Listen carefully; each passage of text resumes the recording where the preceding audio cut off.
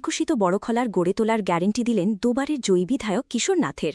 এদিন বিকেলে ডিলিমিটেশনের পর যুক্ত বৃহত্তর বড়খলার ইন্দ্রগড় জীবিতে সুমিষ্টির অসংখ্য পুরুষ মহিলারা সমবেত হয়ে আনুষ্ঠানিকভাবে নবনির্বাচিত দুবারের বড়খলার বিধায়ক কিশোরনাথকে সাদরে সংবর্ধনা জানান। ওই সভায় ওই অঞ্চলের জননেতারা জনগণের পক্ষ থেকে মঞ্চে দাঁড়িয়ে ওই এলাকার জমাজল ভূমিপাট্টাসহ নানা সমস্যা সুরাহার আবদার জানিয়ে দ্রুত নিরসনে স্মারকপত্র তুলে দেন। বিধায়ক কিশোর তার বক্তব্যে সমস্যার কথা স্বীকার করে বলেন, অতীতেও তার উন্নয়নমূলক কাজের চেয়ে দ্বিগুণ গতিতে জনগণের জন্য বিকশিত বড়খলা গড়ে তুলবেন ওই 5 বছরে।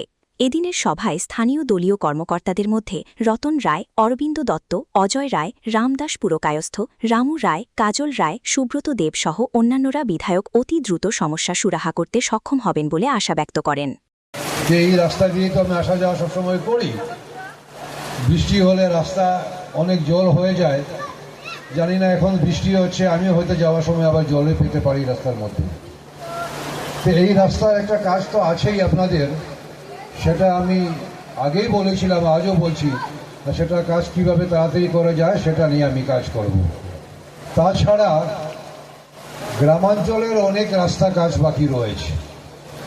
তা আপনারা তো জানেন, আপনাদের এই অঞ্চলটা নতুনভাবে বড়খলার সঙ্গে সংযুক্ত হয়েছে। আগে আলগাপুরে থাকার জন্য এই অঞ্চলে কোনো ডেভেলপমেন্ট কাজ হয়নি, যার ফলে এই অঞ্চলটা অনেক পিছ পড়ে।